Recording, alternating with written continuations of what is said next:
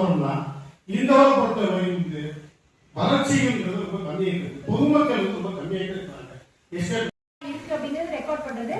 இதுல ஆர்குமெண்ட் எல்லாம் கிடையவே கிடையாது. இப்போ உங்களுக்கு ஒரு 1 by 1 உங்களுக்கு இந்த ஒரு பாயிண்ட் இருக்கு அப்படின்னு சொன்னீங்கன்னா நாங்க ரெக்கார்ட் பண்ணிக்குவோம். நீங்க ஒன்று சொல்ல அவங்க ஒன்று சொல்ல நோ டிஸ்பியூட்டிங் அதுக்கான இடமே கிடையாது.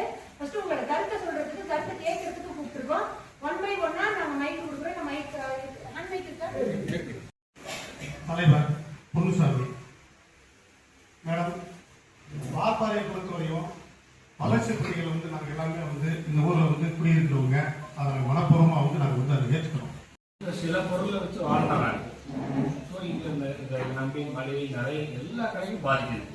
இதை வச்சு லோன் வாங்கிட்டோம். லோன் ரீபேமெண்ட் முதல்ல கோவிட் டைமில் தான் நிறைய பாதிச்சு, அது 1 இயர் கட்ட முடியாமல் நிறைய இதாகி அதுலேயும் கொஞ்சம் கடையெல்லாம் ரொம்ப இதாகிடுச்சு. ஸோ இப்படி நம்ம 1 வருஷம் படி இது மாதிரி கட்டும்போது நாங்கள் வாடகை கட்டிடுறோம்.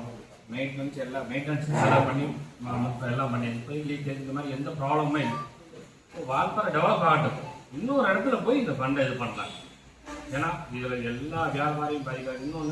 இன்னொரு 10 வருஷம் கழிச்சு வால்பாறை இருக்குமா? டூரிசம் மட்டும் இருக்கா இருக்கு, மிச்சப்படி இருக்கிற காய்கறி எல்லாம் நீங்கள் எஸ்டேட் வந்து நிறைய பொழுதெடுக்க முடியாமல் எஸ்டேட்